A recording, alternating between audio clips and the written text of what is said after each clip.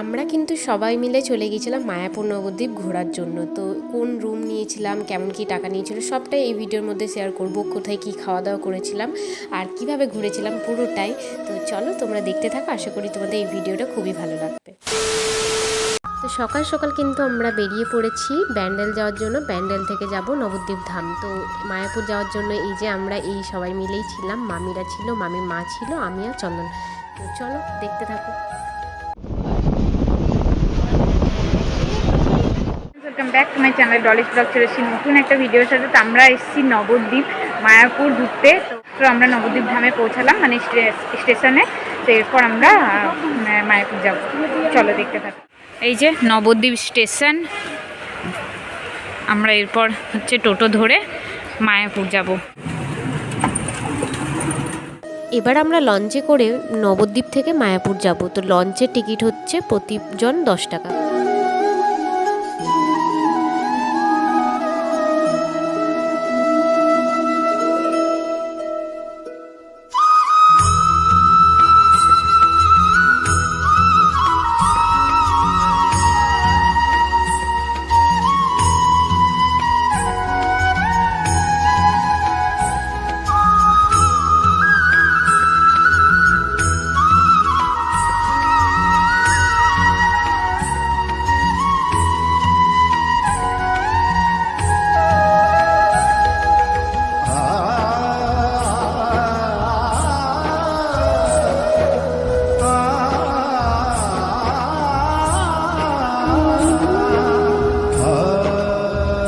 মায়াপুরে যে ঘাট, সেখান থেকে আমরা আবার একটা টোটো নিয়ে নিয়েছি মায়াপুরে একদম ভেতরে যাওয়ার জন্য। তো মায়াপুরে মন্দিরের কাছেই আমাদেরকে এই টোটো দাঁড় করাবে।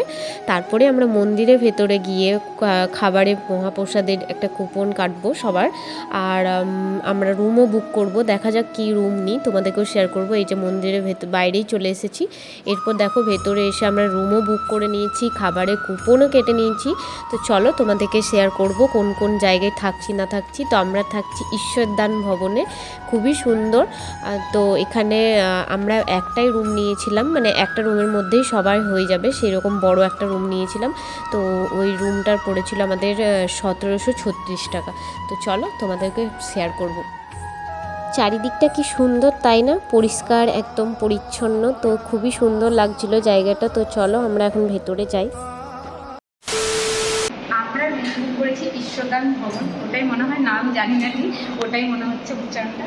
তো এই যে আমাদের রুম নাম্বার, আমরা কিন্তু সবাই একসাথেই থাকছি, যেহেতু খুব মজা হবে ওই জন্য। প্রথমে ঢুকে দেখো এখানে 4টে বেড আছে, এখানে ডাইনিং এরিয়া আছে যেখানে আমাদের অরিত্র সোনা বসে আছে, আর অনেকটা স্পেস এখানে। আর এখানে একটা বড় জানলা আছে। তো এই যে এখানে রান্না বান্না করারও জায়গা আছে, কিন্তু আমাদের দরকার নেই। আর এখানে টয়লেটটাও খুব সুন্দর, হ্যাঁ বড়োর মধ্যেই। তো এই যে এখানে একটু বড় আয়নাও আছে, আমার আর মামির ভালো বেশ। আর ওখানে ডাইনিং এরিয়া বেশ ভালো। আর এই যে কি সুন্দর জানলা, জানলা থেকে ভিউটা দেখো, খুব তুমি বলো রুমটা কেমন লাগলো? দারুণ, খুব সুন্দর। সত্যি রুমটা থেকে বেরিয়ে এই যে এই ভিউ, খুবই সুন্দর রুমটা। তো এখন আমরা চললাম ভোগ খেতে। আমরা টিকিট কেটেছি গীতা ভবনে খাওয়ার।